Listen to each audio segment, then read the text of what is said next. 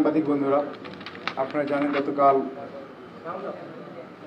নন্দীগ্রামে দুইটি অনাকাঙ্ক্ষিত ঘটনা ঘটেছে। একটি হলো গতকাল রাতে ভাটগ্রাম ইউনিয়নের ঘুষকর গ্রামে আমাদের জুলাই যোদ্ধা যিনি চোখ হারিয়েছেন আসাদুল্লাহ গাড়ি, যিনি আমাদের পাশে আছেন, তিনি গণভোটের আইনের প্রচারণা শেষে তিনি বাড়ি ফিরছিলেন। ঠিক সেই মুহূর্তে ঘুষকরে সেখানে স্থানীয় বিএনপি নেতৃবৃন্দ, বিশেষ করে লুৎফর মেম্বার সহ একটা গরু তাকে আক্রমণ করে তার হাত ভেঙে দেয় এবং সে জিয়াউর রহমান মেডিকেলে ছিল, একটু আগে এখানে এসেছে। একই সাথে রাত 9:30টার দিকে, যেহেতু গতকাল নির্বাচনী প্রচারণার শেষ দিন ছিল, স্বাভাবিকভাবে বিভিন্ন এলাকায় মিছিল হয়েছে, সর্বশেষ গণসংযোগ হয়েছে। আমাদের নন্দীগ্রামের তালদামাজগ্রাম ইউনিয়নের একেবারে দুর্গম একটি গ্রাম, যেটি বলে পার্সন গ্রাম, কোনো রাস্তাঘাট নেই ঠিক মতো। এই গ্রামে আমাদের কর্মী ফারুকের নেতৃত্বে কয়েকজন সেখানে গণসংযোগ করছিলেন। এশার নামাজ পর থেকে শুরু করেছিলেন। মাঝপথে 9:30টার পরে হঠাৎ করে তাকে অনেকগুলো মামলার আসামি, অসংখ্য মামলার আসামি, সেখানে স্থানীয় নেতা সম্ভবত মাসুদ বিএনপি সভাপতি মাসুদ এবং তার ভাই রবিউল, বাহিনীর প্রধান রবিউল, তাদের নেতৃত্বে জনগণের সামনে আক্রমণ করা হয়। সেখানে তাদের মাথা ফেটে যায়, আমাদের কাছে ছবিগুলো আছে। তো এরপরে তাদেরকে সেখানকে মারতে মারতে তাদের বাড়িতে নিয়ে যাওয়া হয়, বাড়িতে নিয়ে সেখানে দড়িতে বেঁধে রাখা হয়। ঘটনা যখন আমি জানতে পারি তখন আমি প্রোগ্রামে ছিলাম, আমাকে রিস্ক করতে সময় লেগেছে। স্থানীয়ভাবে তারা সমাধান করার চেষ্টা করেছে, কোনো সমাধান হয় নাই। তারা প্রশাসনকে জানাচ্ছে, আমি জানার আগে প্রশাসন এটি জেনে ফেলেছে। তারপর প্রশাসনের সাথে কথা বললাম, এসপি মহোদয় জানেন, স্থানীয় প্রশাসন জানেন।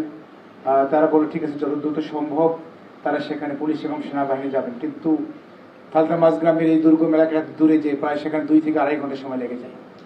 তো ইতিমধ্যে যে সিচুয়েশনটি তৈরি হয়, যে এলাকাটি তালদামাজগ্রাম, এখানে কিন্তু আজ থেকে অনেকদিন আগে প্রায় 12টি বাড়ি ঘরে আগুন দেওয়া হয়েছিল। স্বাভাবিকভাবে মানুষের তাদের প্রতি রাগ ছিল। যে ব্যক্তিরা আক্রমণ করেছে তাদের নামে অসংখ্য মামলা আছে। তো এই মতো অবস্থায় স্থানীয় লোকজন, আমাদের দাঁড়িপাল্লার কিছু কর্মীরা, তাদের যেহেতু প্রশাসনে দেরি হচ্ছিল, একথা তাদেরকে উদ্ধার করার জন্য সেখানে এগিয়ে যাওয়ার কারণে সেখানে বাধা দেওয়া হয়। তাদেরকে একটা ঘরের ভেতর বেঁধে রাখা হয়েছিল। স্বাভাবিকভাবে তারা যখন যায় সেখানে আক্রমণ করা হয়, তাদের উপর আক্রমণ করে, তারাও প্রতিহত করার চেষ্টা করে, অবশেষে তাদের দরজা ভেঙে তাদের উদ্ধার করে নিয়ে আসে। তো এটি ছিল গতকালের ঘটনা। আমরা সবসময় বলেছি আমাদের নির্বাচনের একটা লেভেল প্লেইং ফিল্ড দরকার। প্রশাসনকে আমরা জানিয়েছিলাম যে বিভিন্ন এলাকায়, এই তালদামাজগ্রাম সহ বিভিন্ন এলাকায় অনেকগুলো অস্ত্রধারী নেতারা আছেন, যে প্রকাশ্যে অবৈধ অস্ত্র নিয়ে ঘোরাফেরা করছেন। মামলার ওয়ারেন্টভুক্ত আসামিরা আছেন, তাদের গ্রেপ্তার করা হচ্ছে না। এই বিষয়গুলো আমরা প্রশাসনকে জানানোর চেষ্টা করেছি। এবং আপনারা দেখেছেন গতকাল একজন বিএনপি নেতা একটি পিস্তল সহ অ্যারেস্ট হয়েছে, গ্রেপ্তার হয়েছে। কিন্তু তার মতো অসংখ্য রয়েছে, ডজনের উপর ডজন রয়েছে যারা এরকম অস্ত্র সহ ঘোরাফেরা করছে। একজন সম্ভবত অ্যারেস্ট হয়েছে মাত্র। আমরা মনে করি নির্বাচনী সুন্দর পরিবেশ ফিরিয়ে আনার জন্য সকলকে গ্রেপ্তার করা দরকার। আমরা আগেও বলেছি, এখনো বলছি, আমাদের নির্বাচনের লেভেল প্লেইং ফিল্ড দরকার। আমি ব্যক্তিগতভাবে আমাদের সাথে যিনি প্রতিযোগিতা করছেন, প্রতিপক্ষ যিনি আছেন, মোশাররফ হোসেন ভাই ধান শীষের প্রার্থী, তার সাথে আমার ব্যক্তিগত সুসম্পর্ক রয়েছে। বিভিন্ন প্রোগ্রামে আমরা একসাথে স্টেজে বসেছি, কথা বলেছি, তাকেও বলেছি, তিনিও বলেছেন আমরা কারণ নন্দীগ্রামে যেন কোনো মারামারি না হয়, এটি আমরা দেখতে চাই না। মারামারি হোক না, এটি আমরা চাই। কিন্তু আনফর্চুনেটলি গতকাল যেটি ঘটেছে, এটা কোনোভাবে মেনে নেওয়ার মতো নয়। উভয় পক্ষে আমি যতটুকু জানি, যেহেতু এখানে আপনারা দেখেছেন যে এখানে কয়েকজন অনেক আহত হয়েছে, আমাদের লোকেরা আহত হয়েছে, ছবি এসেছে। আমাদের জুলাই একজন যোদ্ধা, যার হাত ধরে তার চোখ হারিয়েছেন এই অল্প বয়সে, কেবল সে ইন্টারে পড়াশোনা করছে। এরকম ছেলেগুলো, চোখ হারানো ছেলেগুলো আজকে দেশের জন্য আন্দোলন করেছে, আজকে তারা রক্তাক্ত হচ্ছে।